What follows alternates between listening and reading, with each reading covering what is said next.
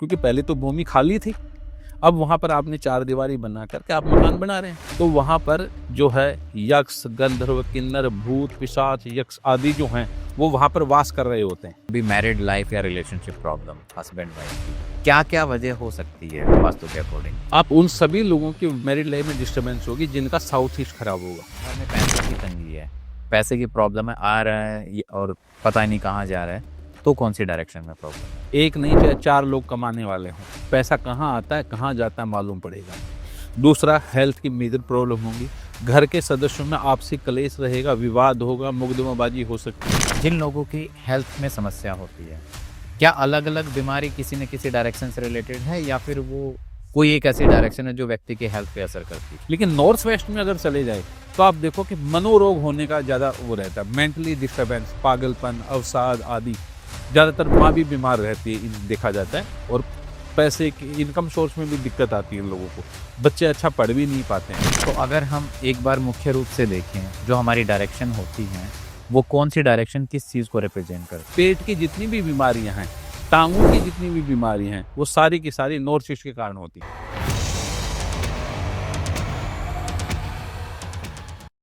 कई बार ऐसा भी देखा गया है कि कुछ लोग वास्तु कंसल्टेंट को बुलाते हैं, एक वास्तु एक्सपर्ट आया और उसने सारी चीजें सही की, फिर भी जीवन में दुख है, ऐसा क्यों होता है? इसके पीछे कारण दो हैं। एक तो ये बड़ी विचित्र बात है कि एक जो वास्तु कंसल्टेंट है उसको वास्तु शास्त्र की जानकारी है, लेकिन वो उनको धर्म शास्त्रों की जानकारी नहीं है, ना मंत्र शास्त्र की जानकारी है। तो ये आधा अधूरा ज्ञान है, आपको मैं बता दूं। मुझे वास्तु आता है, लेकिन मैं वास्तु के और परिप्रेक्ष्य हैं, जैसे मुहूर्त शास्त्र है, मंत्र शास्त्र है, और जो भूमि का जो शोधन है उसकी प्रक्रिया आदि की मुझे जानकारी नहीं है, तो मैं कर नहीं पाऊंगा। तो मुझे जो है, मेरे अनुसार मकान तो बना दिया गया वास्तु शास्त्र के अनुसार, लेकिन दिक् शोधन आदि जो सल्ले वेद वगैरह जो होते हैं उनका कोई शोधन नहीं किया गया, इस कारण से परेशान होगा। हमारे यहाँ एक सिस्टम है, एक बात कही गई, अपक्रामंतु भूता, ये भूता भूमि संस्थिता, ये भूता विघ्न करता रहा, ते नश्यंतु शिवाज्ञा। जिस स्थान पर भी आप मकान बनाते हैं तो वह मकान, क्योंकि पहले तो भूमि खाली थी, अब वहां पर आपने चार दीवारी बना करके आप मकान बना रहे हैं, तो वहां पर जो है यक्ष, गंधर्व, किन्नर, भूत, पिशाच, यक्ष आदि जो हैं वो वहां पर वास कर रहे होते हैं। तो उनका दिग्रक्षण किया जाता है। एक्चुअली पीली सरसों ली जाती है, मंत्र बोला जाता है, और भगवान शिव की आज्ञा से उन्हें उस स्थान से दूसरे स्थान पर जाने का आदेश दिया जाता है। तो वो शोधन नहीं किया हुआ है, तो वो जितनी भी जो ऐसी आत्माएं हैं वो वहां पर ही वास कर रही होती हैं। तो वास्तु सम्मत बनने के बावजूद भी व्यक्ति को वही परेशानियां चालू हैं। तो इसलिए वास्तु कंसल्टेंट को वास्तु कंसल्टेंट के साथ साथ उसको ज्योतिष की भी जानकारी होना जरूरी है, क्योंकि बिना ज्योतिष के आप मुहूर्त नहीं निकाल सकते। मंत्र शास्त्र का वेता भी होना चाहिए, मंत्र शास्त्र की भी जानकारी होनी चाहिए, या उसको इतनी जानकारी अवश्य होनी चाहिए कि इस ये प्रक्रिया होने से ये दोषों को दूर किया जा सकता है। तो वैसा जो वास्तु कंसल्टेंट है उसकी भूमिका जो है वो सर्वश्रेष्ठ होगी। मात्र इतना बता देने कि साउथ ईस्ट में किचन बना लीजिए, नॉर्थ ईस्ट में टेंपल बना लीजिए, ये वास्तु नहीं हो सकता। क्योंकि मेरा अपना एक अनुभव है कि मेरे एक स्टूडेंट थे, तो वो वास्तु सीखने आए, दोनों पति पत्नी ने सीखा। तो उनका जो मकान था, उस मकान में क्योंकि 3, 4, 5 क्लासेस हो गई थी हमारे, उसके बाद में उन्होंने कहा कि मैंने एक वास्तु कंसल्टेंट को बुलाया था और जो वास्तु कंसल्टेंट ने हमारा घर प्योर वास्तु के अनुसार कर दिया है। तो मैंने कहा अच्छी बात है। लेकिन 2-4 क्लासेस के बाद में एक दिन उसने कहा कि ऐसा है कि मेरा वाइफ का पड़ोसियों से झगड़ा हो गया और उसके कान पे चोट आई। तो मैंने उनको छूटते ही एक बात पूछी, क्या आपके घर में नॉर्थ जो डायरेक्शन है वो अभी भी डिस्टर्ब है?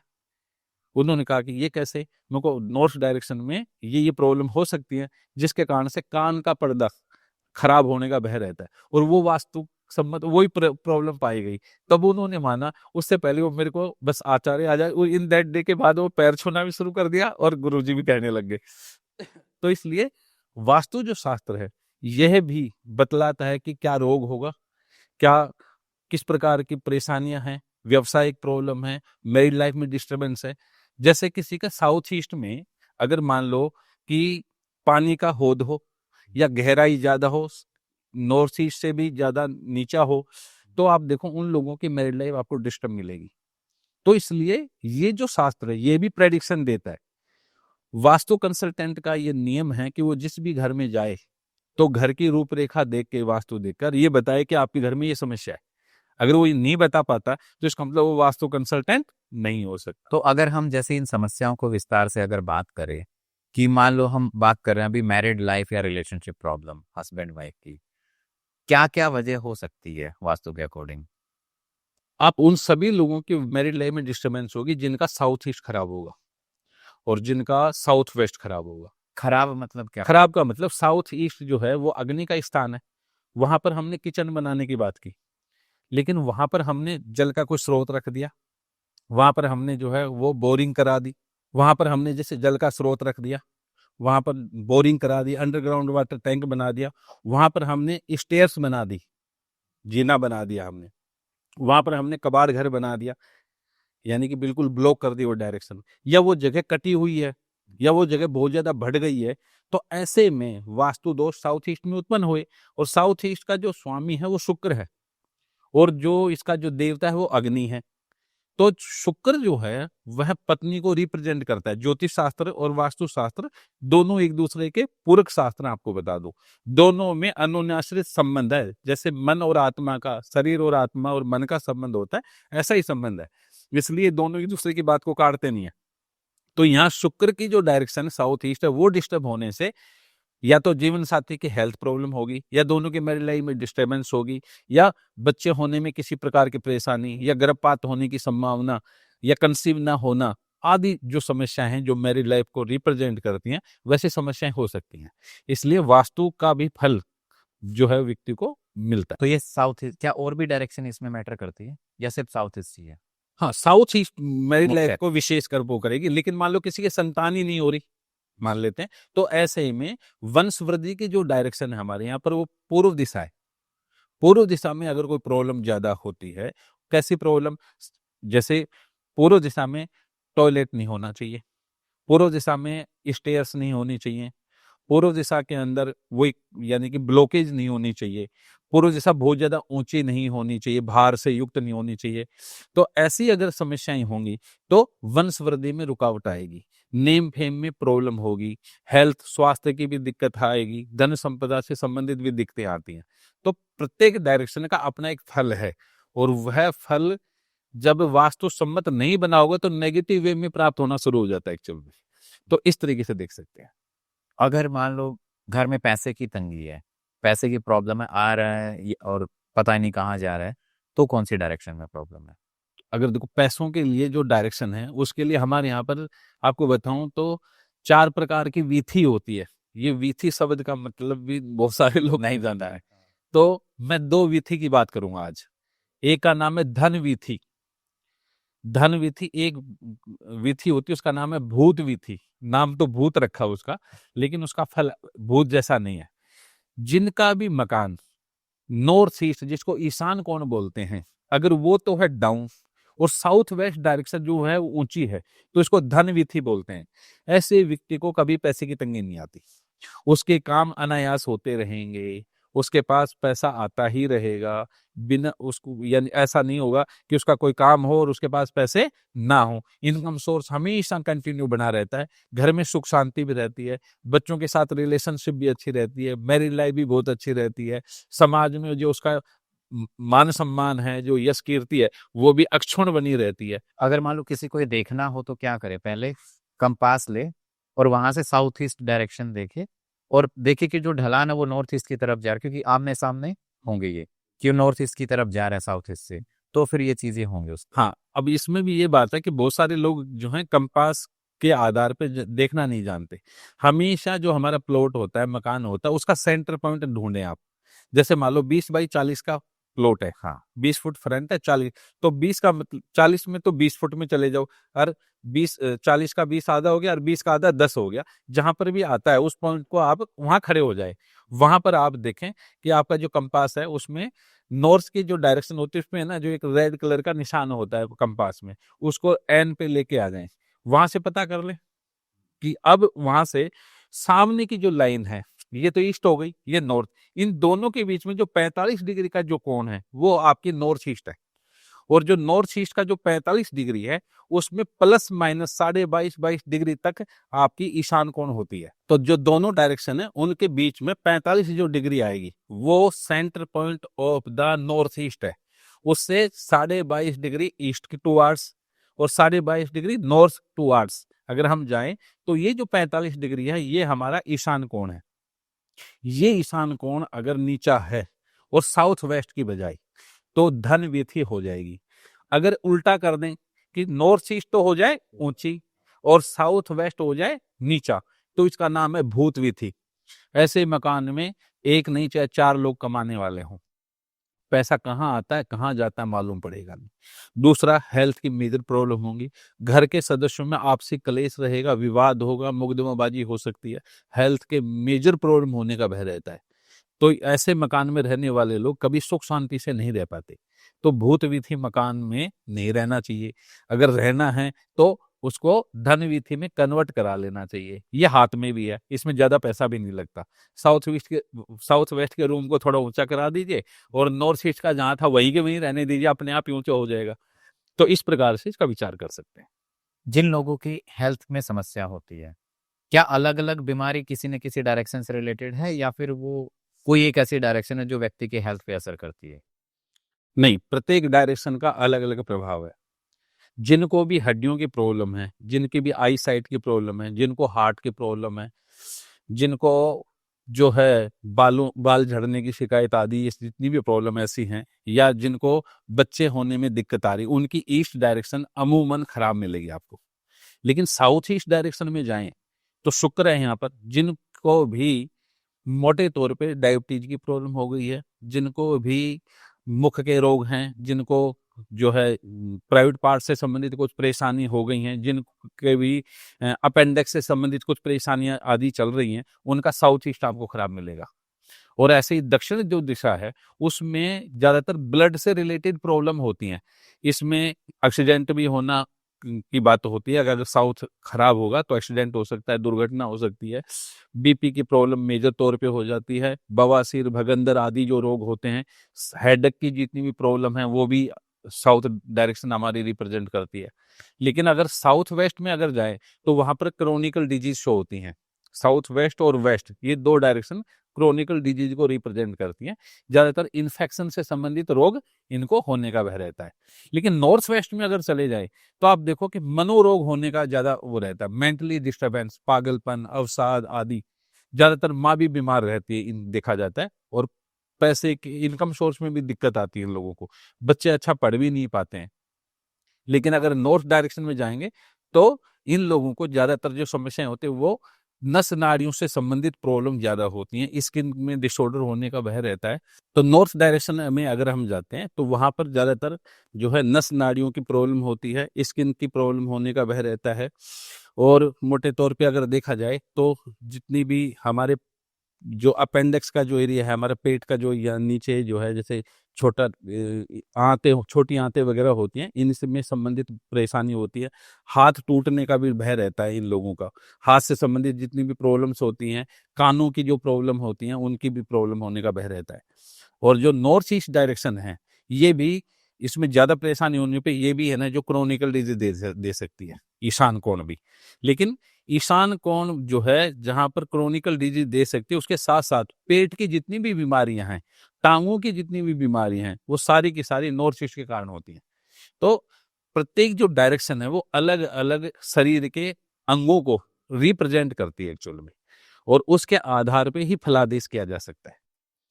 तो अगर हम एक बार मुख्य रूप से देखें, जो हमारी डायरेक्शन होती हैं, वो कौन सी डायरेक्शन किस चीज़ को रिप्रेजेंट करती है? अगर मान लो हम ईस्ट को देखें, तो ईस्ट हमारा क्या रिप्रेजेंट करता है और ये खराब कैसे हो सकती है?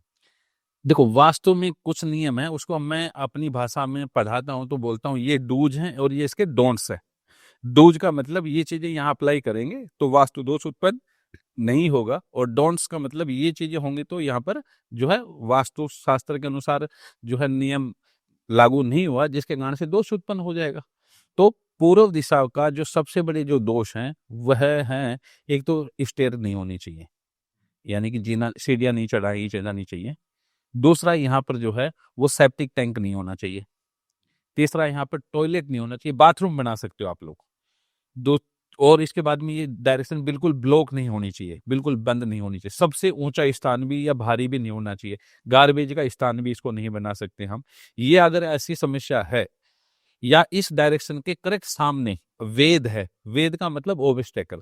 मान लीजिए कि पूर्व दिशा का ये आपका मकान है और सेंटर पॉइंट पड़ता है 90 डिग्री पे, हमारा जो है पूर्व दिशा होती है तो उसी के सामने कोई खंबा आ गया, उसी के सामने जो है कोई मंदिर है, उसी के सामने कोई बहुत बड़ी बिल्डिंग है जिसकी छाया आपके मकान पे पड़ती है, तो इनको वेद बोलते हैं हम लोग।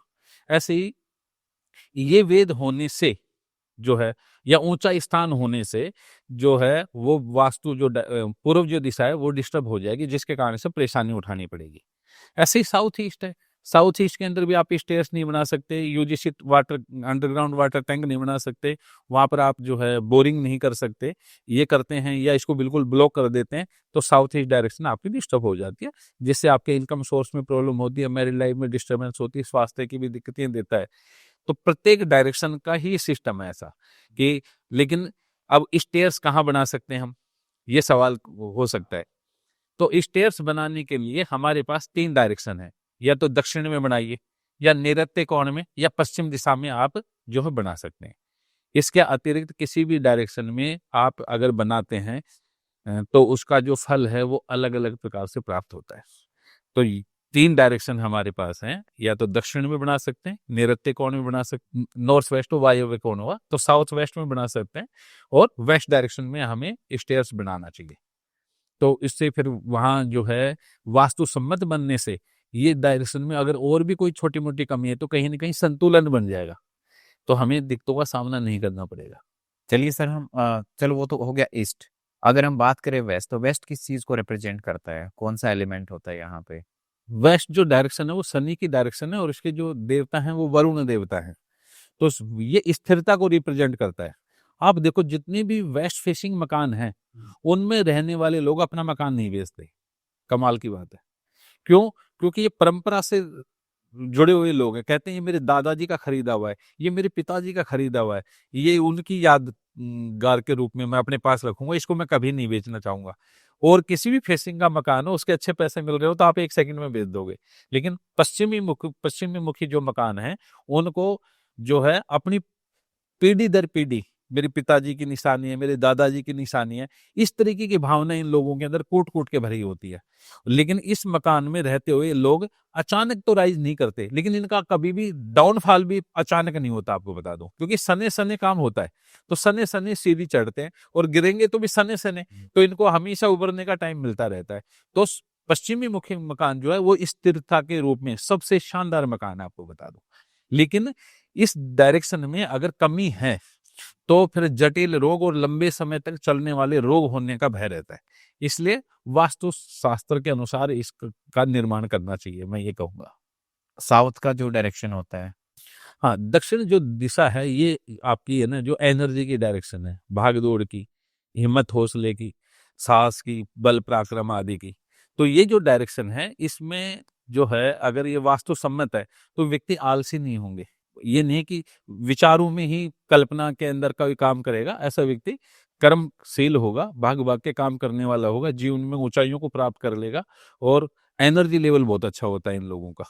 और मैं ये भी मानता हूं कि जिनका भी दक्षिण दिशा बहुत अच्छी है तो ऐसे लोग फौजदारी की नौकरियों में जो है, जो रक्षा विभाग है, इनमें बहुत अच्छी उन्नति करते हैं, खेल कूद में भी बहुत अच्छी उन्नति करने वाले होते हैं। अगर इनके पास ऐसा काम है जो धातुओं से जैसे तांबे का, पित्तल का, लोहे का, ऐसा भी कोई काम करते हैं, फैक्ट्रियां बर्तन वगैरह बनाते हैं या कुछ और भी चीजें बनाते हैं, तो ये लोग भी इसमें बहुत ज्यादा सफल होते हैं। तो दक्षिण दिशा भी नेगेटिव डायरेक्शन नहीं है, वास्तु सम्मत होनी चाहिए। ये नियम सभी, कोई भी दिशा बुरी नहीं कह सकता। हाँ। वहीं अगर हम नॉर्थ की बात करें, नॉर्थ किस चीज को रिप्रेजेंट? नॉर्थ डायरेक्शन जो है, उत्तर दिशा, इसका जो स्वामी है वो बुध है, और इसके 2 देवता हैं, एक कुबेर है, एक माँ सरस्वती है। तो ये ज्ञान की डायरेक्शन हो गई, एजुकेशन के लिए बहुत अच्छी है, इंटेलिजेंस के लिए बहुत अच्छी होती है, साथ में धन संपदा के लिए भी बहुत अच्छी डायरेक्शन है, व्यापारी लोगों के लिए बहुत अच्छी होती है, और जिनकी भी नॉर्थ अच्छी होती है, इनका भी इनकम सोर्स कभी टूटता नहीं है। इनके परिवार में कोई न कोई बुद्धिजीवी व्यक्ति 100% मिलेगा आपको। कोई प्रोफेसर हो सकता है, कोई टीचर हो सकता है, कोई जो है कंसल्टेंट हो सकता है। तो ऐसे जो नॉर्थ डायरेक्शन जो है वो धन संपदा, ज्ञान, विज्ञान आदि के लिए अच्छा फल देने वाली है। तो ये डायरेक्शन जितनी अच्छी होगी, उतना ही अच्छा व्यक्ति है ना जो वो जीवन में धन संपदा बहुत कमाएगा, व्यापार से बहुत अच्छा गेन कर लेगा और बहुत ही समझदार होगा। सभी लोगों से उसके संबंध भी बहुत अच्छे होते हैं अमूमन। बात करते हैं हम घर के अंदर के वास्तु की। कुछ ऐसी चीजें होती हैं घर में जो काफी प्रभाव डालती है, जैसे घर का बेडरूम। कैसा होना चाहिए घर का बेडरूम? हम पुरुष प्रधान समाज में रहते हैं, सारे घर की जिम्मेदारियां हमारे पे ऊपर ही है, तो जितना भी उत्तरदायित्व हम निभाएंगे और उस निभाने के बाद अगर हमें अच्छी नींद नहीं आए, हम घर में आकर के जो है शांतिपूर्वक सो भी नहीं सकते, तो फिर कैसे काम चलेगा। इसलिए घर का वास्तु के संदर्भ में जो बेडरूम है उसका महत्व अत्यधिक हो जाता है। ये बेडरूम जो घर का मालिक है, जिसको ओनर ऑफ द फैमिली या गार्जियन ऑफ द फैमिली कहते हैं, उसको हम 3 जगह बना सकते हैं। या तो हम दक्षिण दिशा में बनाएं, या हम नैऋत्य कोण में बनाएं, जिसको साउथ वेस्ट कहते हैं, और वेस्ट में भी साउथ वेस्ट टुवार्ड्स की तरफ बना सकते हैं हम लोग। अगर इन स्थानों पे है, साथ में इस बात का भी ध्यान रखना होगा कि जहां पर हमारा बेड है उसमें जब हम सोते हैं तो हमारा सिर हमेशा दक्षिण दिशा की तरफ होना चाहिए, अन्यथा हम पूर्व की तरफ भी कर सकते हैं। तो 2 डायरेक्शन में हमारे वो होना चाहिए। साथ में बहुत सारे बेडरूम में हमने देखा है कि बहुत सारे लोग जो हैं वो ग्लास मिरर जो है वो लगा के रखते हैं, जिसमें हमारी परछाई दिखलाई दे। जैसे अलमीरा वगैरह पे मिरर लगा देते हैं, ड्रेसिंग टेबल। हाँ, तो मास्टर बेडरूम में कभी भी ग्लास नहीं होना चाहिए। अगर शीशा लगा हुआ है और उसमें अगर सोते हुए आपकी परछाई किसी भी एंगल से नजर आती है, तो आपको शारीरिक रूप से जो है धीरे-धीरे कमजोरी महसूस महसूस होना शुरू हो जाएगी। आपको कुछ हेल्थ के इश्यू हो जाएंगे एक्चुअल में। तो इसलिए शीशा कभी भी बेडरूम में नहीं होना चाहिए।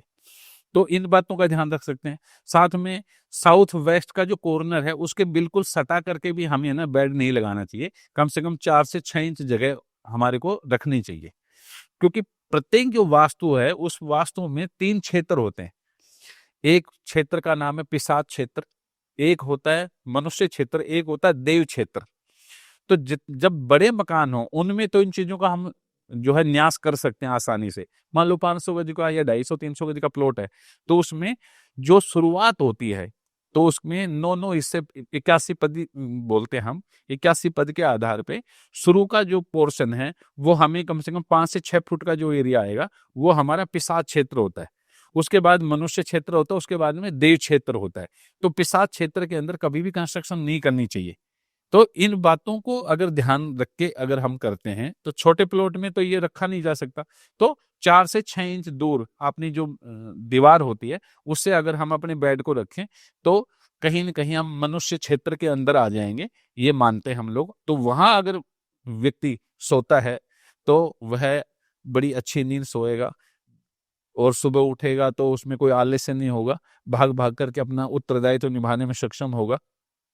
तो इसलिए बेड का बड़ा महत्व हो जाता है। कुछ मतलब कलर भी इसके अंदर मैटर करता है कि बेडरूम के कौन से दीवारों पे कौन सा कलर होना चाहिए? हाँ, देखो कलर थेरेपी भी काम करती है, इसमें कोई दो राय नहीं है। तो जो आपका मास्टर बेडरूम है अगर मान लो साउथ या साउथ वेस्ट में है, तो वहाँ पर आप मोटे तौर पे कहें तो 3 कलर नहीं कराने चाहिए। ब्लू, ब्लैक और ग्रे कलर ये नहीं होने चाहिए, अन्य कलर आप करा सकते हैं। लेकिन ज़्यादा डार्क कलर भी नहीं होने चाहिए जो हमारी आँखों को चुभे। हमेशा सॉफ्ट कलर कराने चाहिए। अगर पूरे घर में ही कराना है तो आप व्हाइट कलर करा सकते हैं, ऑरेंज कलर करा सकते हैं, या जो है थोड़ा-सा व्हाइट का ही कोई दूसरा शेड जो है वो आप कराएँ, तो पिंक कलर भी बहुत अच्छा होता है। ये कलर हमेशा शांति देने वाले होते हैं, इनमें से कोई भी करा सकते लाइट कलर लाइट कलर ज़्यादा अच्छे माने गए, ये सच्चाई है।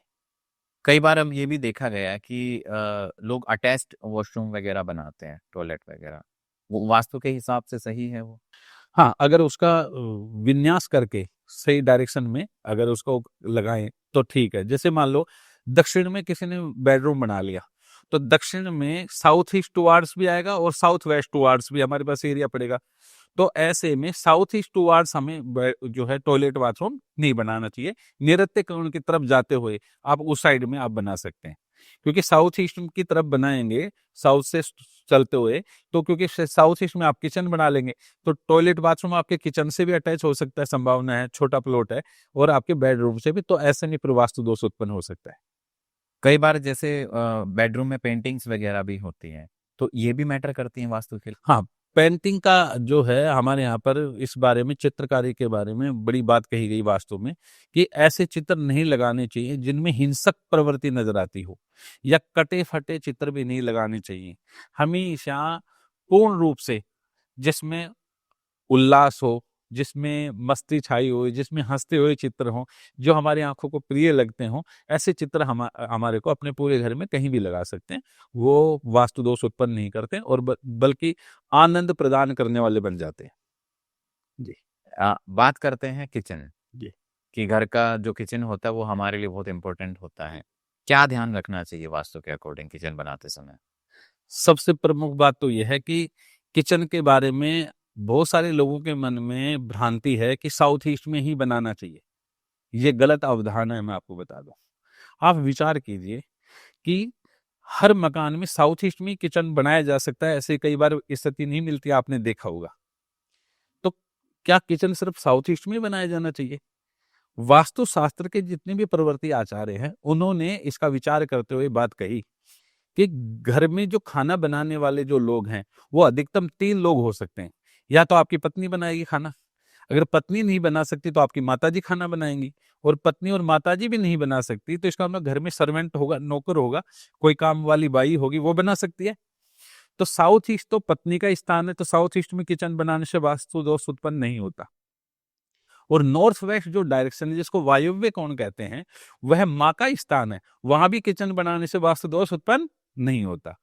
और जो वेस्ट जो डायरेक्शन है, जिसको हम पश्चिम कहते हैं, तो ये शनि का स्थान है, ये नौकरों का स्थान है, तो यहाँ पर भी हम किचन बना सकते हैं। किचन बनाते हुए हमें ध्यान रखना चाहिए कि जो गृहिणी है, जो खाना बनाएगी, उसका मुख हमेशा पूर्व दिशा की तरफ या उत्तर दिशा की तरफ होना चाहिए। अगर ऐसा है तो वास्तु दोष कम उत्पन्न होगा। साथ में हमेशा जो सिंक होते हैं जिसमें बर्तन धोते हैं, उनको हमेशा हम नॉर्थ ईस्ट की तरफ, ईस्ट की तरफ या नॉर्थ की तरफ अगर हम बनाएं, यानी कि जहां भी खाना बना रहे हैं वहां से अगर हम लेफ्ट की तरफ या सामने रखते हैं, तो ऐसे में वास्तु दोष उत्पन्न नहीं होता। राइट साइड में बना से साउथ ईस्ट या साउथ की तरफ पड़ जाता है। अगर ईस्ट फेसिंग खड़ा है व्यक्ति, तो हर डायरेक्शन में देखने से अलग अलग डायरेक्शन राइट और लेफ्ट हो जाती है हमारी, तो इन बातों का ध्यान रखना चाहिए। साथ में किचन बनाते हुए ये भी ध्यान रखना चाहिए कि गृहिणी जब खाना बना रही है तो उसके पीठ के पीछे कभी भी दरवाजा नहीं होना चाहिए। अगर पीठ के पीछे दरवाजा है तो ऐसे में उसको ज्यादातर देखने में आता है कि जो कमर का दर्द, टांगों के दर्द, हाथ पैरों में दर्द की जो शिकायतें बहुत महिलाओं को होती हैं, उसके पीछे ये भी एक कारण है। इस बात को ऐसे मान लीजिए कि गृहिणी खाना बना रही है, उसके पीछे दरवाजा है, कोई पीछे से अगर सरप्राइज कर दे तो वो अचानक बहुत ज्यादा डिस्टर्ब हो जाएगी, है ना, आंदोलित हो जाएगी, सक पका जाएगी। तो इसका अर्थ है कि ये गलत अवधारणा है। तो हमेशा किचन का दरवाजा भी ऐसे बनाना चाहिए कि गृहिणी खाना बनाते हुए लेफ्ट या राइट में जब देखे तो उसको दरवाजे में से कौन आ रहा है, कौन जा रहा है, उसकी रूपरेखा को वो देख सके। तो ये भी एक जरूरी आयाम है इसके अंदर, इस बात का विचार करना चाहिए। साथ में किचन में क्योंकि बहुत सारा सामान रखते हैं हम, खाने का, भोजन का सामान है, मसाले वगैरह हैं, बर्तन वगैरह भी वहीं लगाते हैं, तो कोशिश करनी चाहिए कि जो दक्षिण की जो दीवार है और जो वेस्ट की जो दीवार है, उन पे हम ज्यादा से ज्यादा हम जो है वो सामान रखने की व्यवस्था कर सकते हैं। लेकिन पूरब और जो उत्तर की जो दीवार हैं, उनको ज्यादा से ज्यादा हम खाली ओपन रख सकें तो ज्यादा अच्छा रहेगा। कई बार और ऐसा भी होता है कि टॉयलेट आसपास नहीं होना चाहिए किचन के। हाँ, बिल्कुल नहीं होना चाहिए, क्योंकि ईस्ट में आप टॉयलेट नहीं बना सकते, साउथ में बना सकते हो आप, साउथ वेस्ट में बना सकते हैं, वेस्ट में भी, नॉर्थ वेस्ट में भी, और नॉर्थ में भी टॉयलेट बनाया जा सकता है। आपको मैं बता दूं, बहुत सारे लोग ये कहते हैं कि नॉर्थ में टॉयलेट नहीं बनाया जा सकता, बल्कि वास्तु सम्मत तरीके से वहां बनाया जा सकता है।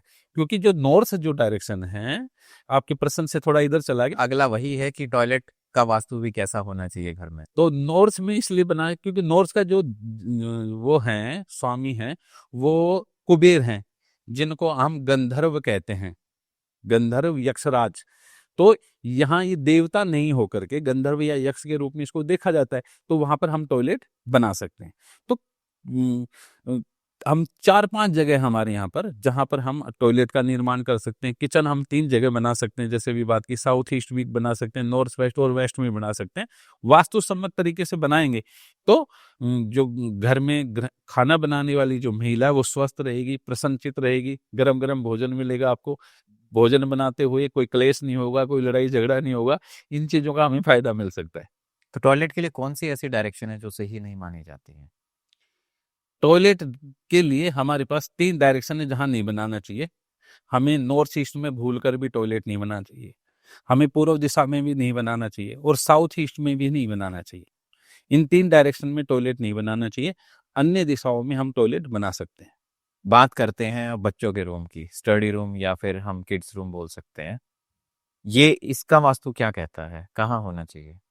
देखो, बच्चों के बारे में हर माता-पिता की एक प्राथमिकता है कि बच्चे स्वस्थ रहें, अच्छा पढ़ें, लिखें, आगे बढ़ें, ये उनकी मानसिकता होती है। तो ऐसे में अगर बच्चों का जो रूम है, वो नॉर्थ में या नॉर्थ ईस्ट में या ईस्ट में अगर हम बना सकें, अगर वहाँ हमारे पास स्पेस है, तो ये उनके लिए सबसे अच्छी जगह है। लेकिन बच्चों को भूलकर भी साउथ वेस्ट का रूम नहीं देना चाहिए, आपको बता दूँ। अगर साउथ वेस्ट में बच्चे रहेंगे तो गलत आदतों में पड़ जाते हैं। तो साउथ वेस्ट को छोड़ करके आप बच्चों का रूम किसी भी डायरेक्शन में बना सकते हैं। इससे वास्तु दोष उत्पन्न नहीं होता। अब सर बात करते हैं कि कई लोगों के घरों में ऐसी चीज़ें होंगी कि नॉर्थ ईस्ट में टॉयलेट होगा या कोई ऐसी वास्तु के अकॉर्डिंग पोजीशन सही नहीं होगी। ऐसे लोग क्या करें? देखिए, अगर नॉर्थ ईस्ट में अगर किसी के टॉयलेट है, तो मैं ये मानता हूँ कि घर में एक ही टॉयलेट नहीं होता, 2-2 3-3 की आवश्यकता होती है। हमारे गेस्ट भी आते हैं, कभी रिश्तेदार भी, तो और फैमिली में 5-7 मेंबर हैं, तो एक कम ही रहता है। तो नॉर्थ ईस्ट का है, तो उसको बंदी करवा देना सबसे अच्छा उचित उपाय है। अन्यथा उसके अनेक प्रकार से रेमेडीज़ होती हैं, वो उनको करवानी चाहिए, जिससे कि मैं ये मानता हूँ कि नॉर्थ ईस्ट में टॉयलेट की जो है ना कंप्लीट 100% रेमेडी नहीं हो सकती। 80 से 70% जो है उसकी जो नेगेटिविटी है उसको दूर किया जा सकता है। अन्य डायरेक्शन में अगर मान लो ईस्ट में है तो उसका संपूर्ण रूप से इलाज किया जा सकता है। साउथ ईस्ट का भी इलाज किया जा सकता है, नॉर्थ ईस्ट का नहीं किया जा सकता। तो नॉर्थ ईस्ट में अगर है तो उसे हटा करके उसको बाथरूम के रूप में आप वहाँ कपड़े धोने के रूप में, नहाने के रूप में आप उसका यूज़ कर सकते हैं, वो ज़्यादा अच्छा है। जैसे हम टियर 1 सिटी में रहते हैं, दिल्ली, मुंबई, बड़े-बड़े शहरों में, यहाँ पे बड़े-बड़े अपार्टमेंट्स बनते हैं। तो यहाँ का वास्तु कैसा इफ़ेक्ट करता है? क्योंकि ऐसा भी देखा गया है कि हर चीज़ यहाँ वास्तु के अकॉर्डिंग नहीं बनाई जाती। नहीं देखो, बनाए तो जा सकती है, ईमानदारी की बात है। हाँ, लेकिन आपको किसी अच्छे वास्तु कंसल्टेंट से मिलना पड़ेगा। लोगों की सबसे बड़ी समस्या क्या है कि वो लाखों रुपए लगा करके एक मकान का निर्माण करते हैं। सपनों का महल होता है उनका वो। लेकिन एक वास्तु कंसल्टेंट जो है, एक तो अच्छा वास्तु कंसल्टेंट मिलना बहुत मुश्किल है। मुश्किल हो जाता है और वास्तु कंसल्टेंट मिल भी जाए तो मान लो वो फीस ज़्यादा रखी हुई है किसी ने, तो भी दिक्कत हो सकती है एक्चुअल में। कई बार बहुत सारे बिल्डर हैं, वो भी ध्यान नहीं देते इस चीज़ को। हाँ, तो आप देखो इन लोगों के प्रोजेक्ट बीच में ही डिस्टर्ब हो जाते हैं। इनके प्रोजेक्ट बिक नहीं रहे होते हैं, तो बहुत परेशान होते हैं लोग। वास्तु सम्मत बनाए गए कोई भी प्रोजेक्ट है, वो आसानी से बिक जाता है। आसानी से उसकी कंस्ट्रक्शन कंप्लीट हो जाती है। ना किसी प्रकार रेरा वगैरह जो हैं, गवर्नमेंट की जो वो हैं, तो ये बड़ी परेशान कर देती है कई बार। तो ये सारी चीज़ों से ये बच सकते हैं। अगर अच्छे वास्तु कंसल्टेंट से मिलके अगर ये वास्तु के अनुरूप मकान बनाते हैं, क्योंकि स्वयं के लिए भी हितकारक हो गया, क्योंकि प्रोजेक्ट सही समय पे तैयार होगा, प्रोजेक्ट आसानी से बिक जाएगा और जो रहने आएंगे लोग वो भी वहां पर बड़े आनंद के साथ रहेंगे। तो सबके लिए उद्धार का विषय ही हुआ, सबके लिए अच्छा ही किया गया एक्चुअल में। तो जो 50,000 लाख रुपए मान लो कोई लेता है, तो उसको देने में मुझे नहीं लगता कि कोई बड़ी दिक्कत है, क्योंकि करोड़ों रुपए के प्रोजेक्ट होते हैं। अभी हमारे यहीं पर एक प्रोजेक्ट बन रहा है, उन्होंने साउथ वेस्ट में बड़ा गड्ढा कर दिया था एक्चुअल में। तो मैंने कहा कि साउथ वेस्ट में आप ना कीजिए, और लेकिन उनके कोई पंडित जी थे, उन्होंने बोला कि नहीं, उन्होंने तो यही बता रखा है। तो फिर मैंने उनको कुछ ज़्यादा बोला नहीं, लेकिन मैंने अपने दोस्तों को बोला कि यार ये प्रोजेक्ट है ना, बड़ी दिक्कत करेगा। अब वो बीच-बीच में उसमें कुछ न कुछ चलता रहता है, क्योंकि अभी तो बन रहा है एक्चुअल में। क्योंकि आने वाले समय में साउथ वेस्ट जिनका भी डाउन है और नॉर्थ ईस्ट सबका ऊंचा है, तो भूत भी थी कि अभी थोड़ी देर पहले हाँ, आपने बात की। तो आप देखो, ऐसे में क्या होगा कि यहाँ पर है ना, रात के समय शरारती तत्व आएंगे और वो वहां पर बैठ के कोई शराब पी रहा होगा, कोई कुछ कर रहा होगा, कोई कुछ ऐसे इन कारणों से ऐसी जो बिल्डिंग है वो चल नहीं पाती एक्चुअल में। ऐसी बहुत सारी जगह हैं जिनको मैं जानता हूँ कि जो बहुत अच्छी तरीके से कंस्ट्रक्शन की गई है, लेकिन वास्तु के अनुसार न बनने के कारण या अन्य वास्तु दोषों के कारण वो जो पूरा का पूरा जो एरिया है वो आज भी वीरान टाइप में है। 100 दुकानें हैं जिसमें से 5 चल रही हैं, 95% तो खाली पड़ी हैं। तो क्या है कि जो लोग वास्तुशास्त्र का अगर मान लो पालन करते हुए अगर बनाते हैं तो उनके लिए भी अच्छा है, और उसमें जो लोग आकर रहेंगे या काम करेंगे उनके लिए भी अच्छा है। तो ये शास्त्र तो सबके साथ में एक समता का भाव रखने वाला है, उनके उद्धार की बात करता है, उनकी प्रसन्नता की, उनके आगे बढ़ने की कल्पना करने वाला शास्त्र है। तो इसका जो पालन करेगा उसको फायदा होगा, जो नहीं करेगा वो अपने प्रारब्ध कर्मों के वशीभूत अपने अशुभ फल भोगेगा। उसको आप और मैं कैसे भी कह सकते हैं। अपार्टमेंट का वास्तु कैसे लोगों पे इफेक्ट करेगा? जैसे मान लो कि किसी एक अपार्टमेंट में प्रॉब्लम हो गई है, बिल्डिंग है उसमें 12 या 15 फ्लोर है, हर फ्लोर पे 2 या 4 फ्लैट है। उसमें मान लो किसी एक फ्लैट के अंदर कोई एक प्रॉब्लम होगी और सेम डायरेक्शन के अंदर ऊपर से नीचे तक होगा, तो यहाँ पे अलग अलग लोगों पे क्या अलग अलग प्रभाव पड़ेगा? नहीं, पढ़ना तो नहीं चाहिए, सिद्धांत के तौर पे से बहुत अच्छी बात है कि बहुत जगह 25-25 मंजिलें, एक ए ब्लॉक में 25 मंजिल है। मंजिल तक है। नीचे शर्मा जी, ऊपर वर्मा जी, ऊपर भाटिया साहब, ऊपर कोई और रह रहा है, लेकिन सभी के जीवन में भिन्न भिन्न प्रकार का फल है। एक जैसी वास्तु होते हुए ऐसा क्यों है? तो मैं यहाँ ये बात कहना चाहूंगा कि वास्तु शास्त्र और ज्योतिष शास्त्र दोनों एक दूसरे के पूरक शास्त्र हैं। ज्योतिष शास्त्र के पास जितना जो दिव्य दृष्टि है ज्योतिष शास्त्र, उतनी बड़ी दृष्टि वास्तु शास्त्र के पास नहीं है। आपको बता दो, वास्तु के पास दो चीजें नहीं है, वह काल का और प्रारब्ध का विचार नहीं है। ये प्रकृति का विचार करता है, तत्वों की बात करता है, लेकिन वो समय का और प्रारब्ध का, पिछले जन्म में किए हुए कर्मों के फल के बारे में विचार नहीं करता। तो इसलिए जिन जो एक जैसी बिल्डिंग में बहुमंजिला में बहुत सारे लोग रहते हैं, उनके जीवन में अलग अलग फल दिखाई देता है, क्योंकि किसी को दशा चल रही है शनि की, किसी को दशा चल रही है राहु की, किसी को चल रही है मंगल की। जिन लोगों को योगकारक ग्रहों की दशा चल रही है, उनका वास्तु खराब होने पर भी आपको बता दूं मैं, उनको अच्छा फल मिल रहा होता है। वास्तु उसको ज्यादा प्रभावित नहीं कर रहा होता, क्योंकि वास्तु शास्त्र एक जगह जाकर के अपनी उपयोगिता को खो देता है। इस बात को मैं आज मानता हूं और मैं आप सबको बताना भी चाहता हूं। कारण कि जिस मकान में रहते हुए हमारे बड़े बुजुर्ग बिल्कुल राइज नहीं कर पाए, वहीं उसी मकान में रहते हुए उनके बच्चे पढ़ लिख करके इंजीनियर, डॉक्टर, लॉयर बन गए। और जिस मकान में रहते हुए हमारे बड़े बुजुर्गों के पास सब कुछ था, पशुधन भी था, जमीन जायदाद, हर चीज की व्यवस्था थी, उसी मकान में रहते हुए उनकी जो औलादे थी वो सारी की सारी नष्ट भ्रष्ट हो गई। ऐसा देखने में बहुत सारे जैसे बिजनेसमैन फैमिली है, हाँ बिल्कुल। 100-150 साल पहले करोड़ों का बिजनेस था, लेकिन अब नहीं है। तो इसका मतलब क्या है? जब काल और प्रारब्ध विपरीत हुआ, प्रतिकूल हुआ, तो उसने अपना प्रभाव दिखाना शुरू कर दिया। इसलिए वास्तु शास्त्र और ज्योतिष शास्त्र को दोनों समानांतर लेके चलना चाहिए। जैसे मैं आपको बताता हूँ, ये मेरा अपना पर्सनल एक्सपीरियंस है कि एक होटल में जो है साउथ वेस्ट में जो था, वो उन्होंने पानी का स्विमिंग पूल बनाया हुआ था, और 5 होटल थे उनके पास, बढ़िया सब कुछ चल रहा है, फर्स्ट क्लास, कोई प्रॉब्लम नहीं। लेकिन किसी वास्तुशास्त्री ने बोला कि इनको नॉर्थ ईस्ट में बनाना देना, क्योंकि नॉर्थ ईस्ट में पानी होना चाहिए। उन्होंने उसको बंद किया और नॉर्थ ईस्ट में वास्तु के अनुसार, ईमानदारी की बात है, वास्तु के अनुसार बनवा दिया। और उसके मुश्किल से 3 सालों में वो पांचों के पांचों होटल बिक गए, करप्ट हो गया व्यक्ति। How is it possible? कैसे? क्योंकि केतु जो है अगर 7वें भाव में हो तो ऐसे व्यक्ति के नर संतान नहीं होगी अमूमन। केतु 7म भाव में होने मात्र से कई बार नर संतान नहीं होती, बेटियां हो जाती, लड़कियां मिल जाएंगी।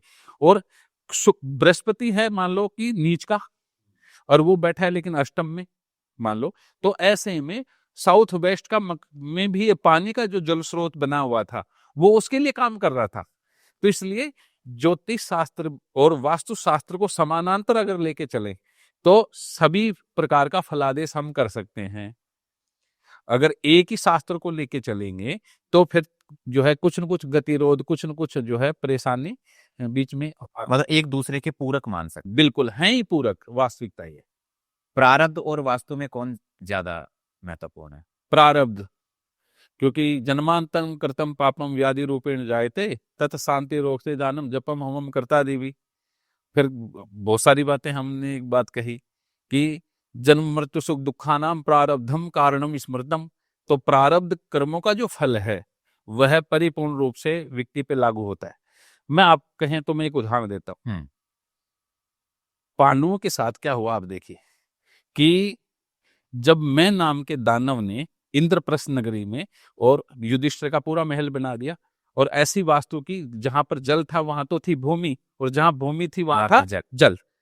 कमाल की बात है, जब वास्तु सम्मत बना हुआ मकान है पूरा का पूरा, उसके मुश्किल से साल भर के अंदर सभी के सभी जुआ खेलने के लिए गए हैं, और वहां पर उनको 12 वर्ष का वनवास और 1 वर्ष का अज्ञातवास हो गया, तो वास्तु कहाँ चला गया, विचार कीजिए। तो इसलिए कोई भी शास्त्र परिपूर्ण रूप से अगर हम कहें तो वह उनमें कुछ न कुछ थोड़ा बहुत जो है वो परेशानी होती है, उनको आपस में मिला दिया जाए तो परिपूर्ण रूप से पता किया जा सकता है। इस बात को ऐसे भी कह सकते हैं कि अगर एक ही पुराण से काम चलता तो महर्षि वेद व्यास जी ने 18 पुराण क्यों लिखे। एक ही वेद से काम चल जाता तो 4 वेद क्यों लिखे गए। एक ही उपवेद से काम चलता तो 4 उपवेद क्यों लिखे गए। एक ही उपनिषद से काम चलता तो 108 उपनिषद क्यों लिखे गए। इसलिए क्योंकि प्रत्येक प्रश्न का अगर उत्तर ढूंढना है तो सभी का समग्र विचार करने की परम आवश्यकता है। इसलिए शास्त्र झूठा नहीं है, हम लोगों में कमी हो सकती है। व्यक्ति जो करने वाला है उसको सभी शास्त्रों का समन्वय करके, चतुर्लक्षम ज्योतिषम, 4 लाख श्लोक हैं ज्योतिष के अंदर, मिलते कितने हैं, मुश्किल से 2-2.5 लाख, यत्र तत्र सर्वत्र न जाने कहां कहां बिखरे हुए हैं। ऐसे ही वास्तु शास्त्र भी कोई छोटा शास्त्र नहीं है, लेकिन ये मैं मानता हूं कि जितने भी शास्त्र हैं उनका बड़ा परम उद्देश्य है कि वो हम मानव जाति का विकास करना चाहते हैं, हम सबकी सुख शांति वैभव आरोग्यता आदि के बारे में सोचते हैं। तो इसलिए इन सब का बड़ी श्रद्धा और विश्वास के साथ इनका पालन करना चाहिए। चलिए सर, बात करते हैं, जनरली हम प्लॉट्स वगैरह खरीदते हैं, कैसा होना चाहिए प्लॉट का वास्तु, और क्या क्या अगर हम लेने जा रहे हैं तो क्या क्या सावधानी अपने को बरतनी चाहिए। देखो, कोई भी अगर आप प्लॉट लेते हैं तो उस प्लॉट के पास जाके सबसे पहले तो वहां का वातावरण देखना चाहिए। वातावरण का अर्थ है कि वहां पर मान लो कि नजदीक में कोई शमशान भूमि हो सकती है, कोई मंदिर हो सकता है, कोई पहाड़ हो सकता है, कौन सी डायरेक्शन ऊंची है, कौन सी डायरेक्शन नीची है, जहां पर आप ले रहे हैं कहीं गली बंद तो नहीं है, कहीं कोई टी पॉइंट तो नहीं बन रहा है, या ऐसी जगह तो नहीं ले रहे हैं जहां पर बहुत ज्यादा पोल्यूशन है, फैक्ट्री वगैरह का जो इलाका औद्योगिक क्षेत्र है वहां तो आप नहीं ले रहे हैं। फिर जहां आप रहेंगे वहां पर आपको खाने पीने की जो वस्तुएं हैं, आपको यातायात के जो साधन है, बच्चों की स्कूल आदि है, इन सब का समग्र विचार करके सोच समझ करके प्लॉट खरीदना चाहिए। और सच्चाई ये है कि किसी उन लोगों के लिए नियम ज्यादा लागू होते हैं जो पैसे के लिहाज से जो सक्षम हैं, वो सारे काम जो है वास्तु के अनुसार कर सकते हैं, लेकिन एक आम आदमी ऐसा नहीं कर सकता। उसके लिए महर्षि भृगु ने एक बात कही कि जिस प्लॉट को देखकर आपके मन में सुख संतोष और प्रसन्नता जो है वो नाचने लगे, उस प्लॉट को आपको खरीद लेना चाहिए। अंदर से एक भाव आए। हाँ भाई, मन के अनुकूल अगर कुछ हो रहा है तो उससे सुंदर कोई बात नहीं होती। तो मन की प्रसन्नता जो है वो बतला देगी कि हाँ ये प्लॉट बहुत अच्छा है, इसको मुझको ले लेना चाहिए, तो उस प्लॉट को लेना चाहिए। उस चीजों का ध्यान रख सकते हैं आप। जैसे मान लो कि ऐसी जगह प्लॉट नहीं लेना चाहिए जिसके पूर्व में या ईशान कोण में या उत्तर दिशा में बड़ी बड़ी बिल्डिंगें हैं, या बड़े बड़े ऊंचे पहाड़ वगैरह हैं, या टीबे वगैरह होते थे बोलते थे, है ना, वो नहीं होने चाहिए। दक्षिण दिशा में जो है पानी का बड़ा नाला वगैरह कोई बह रहा है तो वहां भी आपको नहीं लेना चाहिए। इन चीजों का आप ध्यान रख सकते हैं। आपका जो घर है उसके सामने अगर बड़े बड़े पेड़ हैं और उनकी छाया अगर आपके घर के ऊपर आती है तो उस प्लॉट को भी नहीं लेना चाहिए। 2 बड़े प्लॉटों के बीच में बिल्कुल छोटा प्लॉट नहीं लेना चाहिए। ऐसे प्लॉट भी नहीं लेने चाहिए जिनका मुख जो है, फ्रंट जो है वो तो है मान लो 15 फुट और गहराई है 45 फुट, तो ऐसे मकान भी नहीं लेने चाहिए, क्योंकि उसमें ऑक्सीजन लेवल कम होने के कारण बड़ी दिक्कतों का सामना कर। डीप होता जाएगा, रेक्टेंगुलर प्लॉट होगा। हाँ बिल्कुल। दूसरा ये भी है कि ऐसे प्लॉट लेने से भी बचना चाहिए जिसमें एक जो रास्ता है वो तो पश्चिम दिशा को जा रहा है और एक दक्षिणी दिशा में जा रहा है, तो इसको बोलते हैं साउथ वेस्ट के कॉर्नर का प्लॉट। तो वो प्लॉट भी उन लोगों को कभी नहीं लेना चाहिए जिनके प्रथम संतान पुत्र हो, अन्यथा पुत्र की हानि होने का भय रहता है। तो इस प्रकार से कुछ नियम हैं वास्तु में, उन चीजों का विचार कर सकते हैं और उसके आधार पे आप प्लॉट ले सकते हैं। डेड एंड वाले प्लॉट भी नहीं थे जहाँ गली बंद हो रखी है, ऐसे भी नहीं। हाँ, लेकिन मैं ये मानता हूँ कि अगर मान लो पश्चिम से आती हुई डेड एंड पे ईस्ट का आपका प्लॉट है तो ले लेना चाहिए। ऐसे ही अगर दक्षिण से आती हुई मान लो आपका नॉर्थ का जो एंड है, नॉर्थ आपका फ्रंट पड़ता है तो भी आपको ले लेना चाहिए, इतनी आपको दिक्कत नहीं देगा। ऐसा होता है तो बहुत सारे टी पॉइंटों पे मकान वाले लोग हैं, वो इतनी बड़ी बड़ी गाड़ियों में नहीं घूम रहे होते, आप विचार कर सकते हैं। हाँ, दक्षिण का जो टी पॉइंट है, दक्षिण फ्रंट फेस पड़ता है मकान का, या आपका पश्चिम मुखी प्लॉट है और जो टी पॉइंट में पड़ता है, तो उन प्लॉटों को लेने से थोड़ा बचना चाहिए। बात करते हैं सर, जैसे कई बार हम जब घर खरीदते हैं, घर का पूजन कराते हैं, हाउस वार्मिंग सेरेमनी बोलते हैं, वो कितना महत्वपूर्ण होता है हमारे लिए, गृह प्रवेश? देखो, गृह प्रवेश का मुहूर्त निकाला जाता है। गृह प्रवेश के लिए भी जैसे विवाह का मुहूर्त निकालते हैं, वैसे ही गृह प्रवेश का मुहूर्त और नींव आरंभ का मुहूर्त बहुत ही महत्वपूर्ण चीजें हैं। जैसे आपने सवाल तो पूछा ये, लेकिन मैं एक दूसरी तरफ आपको जरूर लेके जाऊंगा कि जब हम गृह आरंभ करते हैं तो हमारे पास 4 डायरेक्शन है और 4 डायरेक्शन के 4 कॉर्नर हैं, जिनको हम अ, ईशान कोण, अग्नि कोण, नैऋत्य और वायव्य कोण कहते हैं। तो हम जब नींव प्रारंभ करते हैं, खुदाई का जो समय है, उसमें हमें राहु मुख विचार का जो है विचार अवश्य करना चाहिए। कई बार उस अशुभ मुहूर्त में या गलत जगह, खनन बोलते हैं खुदाई को, वहां करने मात्र से भी व्यक्ति को बहुत सारी परेशानियों का सामना करना पड़ता है। तो राहु मुख विचार में हमारे यहाँ पर एक बात कही, मुख दाबे त्रिया डसे, पोंछ दबे भरतार, जो कोई दाबे मध्य में हुए कुटुंब संघार। तो राहु का जो मुख है वह जब सूर्य सिंह, कन्या और तुला राशि में होता है तो इसका मुख हमेशा नॉर्थ ईस्ट में होता है, ईशान कोण में। और इसकी जो पीठ होती है वो नॉर्थ वेस्ट में होती है और इसकी पूंछ जो है साउथ वेस्ट में होती है। तो जब भी सिंह, कन्या, तुला राशि में होगा सूर्य, तब हमेशा जो नीम की खुदाई है वो अग्नि कोण से करनी चाहिए। फिर ऐसे ही आगे वृश्चिक, धनु, मकर में हो तो नॉर्थ ईस्ट से करनी चाहिए। 3-3 राशियों के आधार पर राहु का मुख चेंज होता रहता है, तो इन चीजों का विचार प्रमुख रूप से करना चाहिए। इसके बाद में गृह प्रवेश का जो विचार है उसमें हमें कलश शुद्धि होती है एक, और भूमि शयन होता है।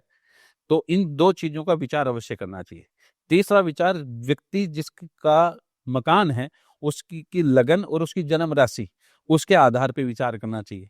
मान लो कि आज जो है कोई व्यक्ति ने मुहूर्त निकाल के दिया कि भाई आज आप अपना गृह प्रवेश कर सकते हैं, लेकिन उसके जन्म लगन के नक्षत्र से या चंद्रमा के नक्षत्र से अगर 14th यानी 14वां नक्षत्र हो तो उस दिन लता दोष होता है, जो बड़ी अच्छी स्थिति नहीं बनाता। उस मकान में जाने के बाद में स्वास्थ्य संबंधी दिक्कतें आएंगी और उस मकान में व्यक्ति ज्यादा दिन नहीं ठहर पाएगा।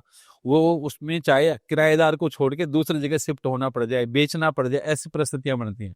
इसलिए वास्तु शास्त्र के अंतर्गत भी नींव खुदाई का मुहूर्त और गृह प्रवेश का जो मुहूर्त है वो बहुत ही महत्वपूर्ण हो जाता है। आप देखो, एक मकान में तो आग लग गई और बहुत सारे में नहीं लगी, ऐसा क्यों? क्या कारण है?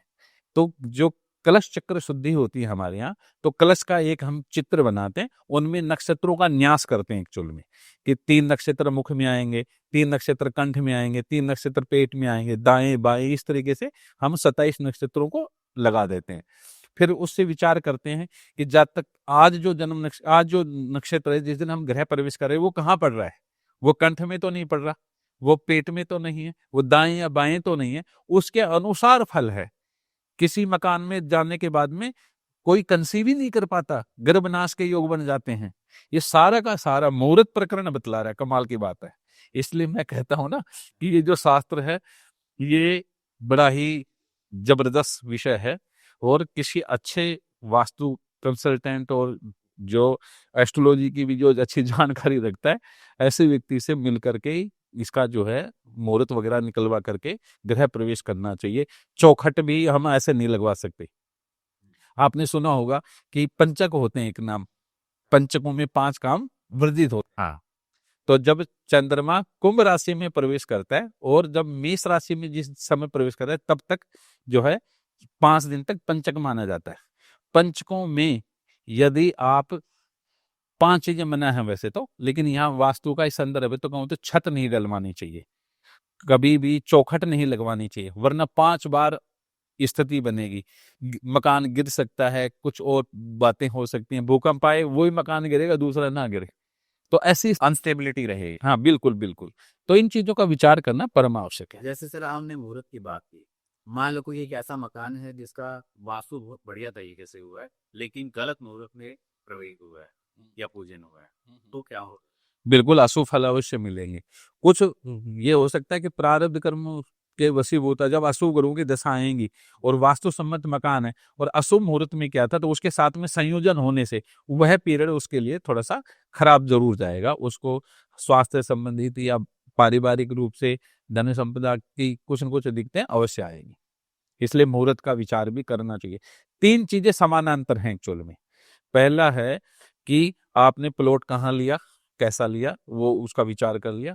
दूसरा विचार है गृह निर्माण करते वक्त उस मुहूर्त की आवश्यकता है, गृह प्रवेश के समय भी आपको मुहूर्त की आवश्यकता है। इन तीनों के आधार पर जो शास्त्र सम्मत विधि से करेगा उस व्यक्ति को वास्तु से संबंधित जो दोष उत्पन्न होने के कारण जो अशुभ फल प्राप्त होने थे वे नहीं होंगे। क्योंकि साक्षात देवता वहां विराजमान हो जाते हैं। बिल्कुल बिल्कुल।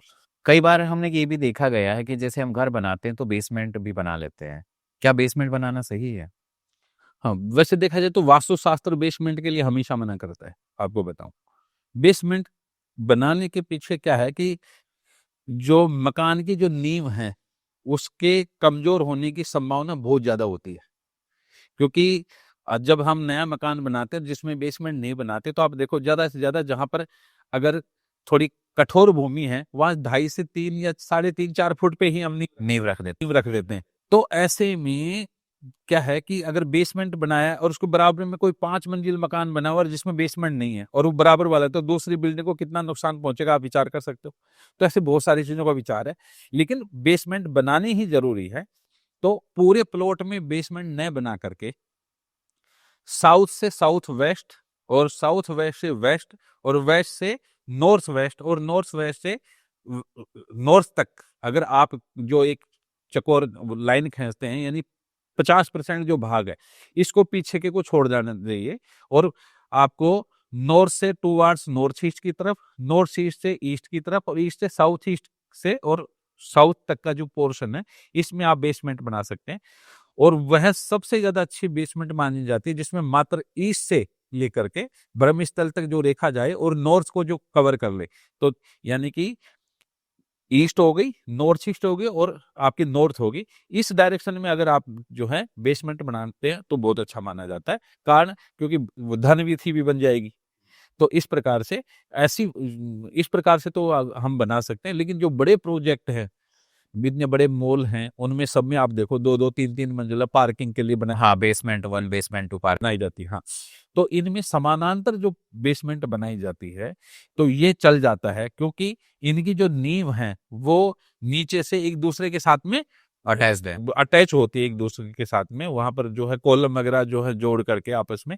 तो अगर बेसमेंट बनानी पड़े तो नीचे की जो फाउंडेशन है हमारी इतनी मजबूत होनी चाहिए कि कल ने भूकंप आदि अगर ऐसी कोई प्राकृतिक आपदाएं हैं तो हमारे मकान को नुकसान ना पहुंचे। ये एक विशेष कारण था। कई बार लोगों का पार्किंग को लेके भी थोड़ा सा डाउट रहता है कि क्या जैसे ग्राउंड फ्लोर पे पार्किंग हो जाती है या फिर गेट के जस्ट साइड में पार्किंग होती है, तो इसको लेकर भी वास्तु का कुछ रोल रहता है? हाँ बिल्कुल, वास्तु शास्त्र में ये बात कही कि किन किन डायरेक्शन को हम ओपन रख सकते हैं, खुला रख सकते हैं।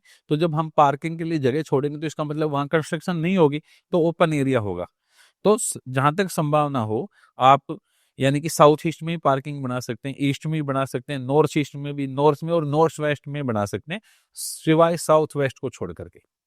तो साउथ वेस्ट को छोड़ करके और अगर आपके पास ये 75% आपके पास एरिया बचता है, इनमें अगर आप पार्किंग बनाते हैं तो ठीक है, कोई समस्या उत्पन्न होगी नहीं। इस बात का जरूर ध्यान रखना चाहिए कि जो पार्किंग बना रहे हैं उनमें जो फ्लोरिंग का जो स्लोप है उसका जरूर ध्यान रखना चाहिए।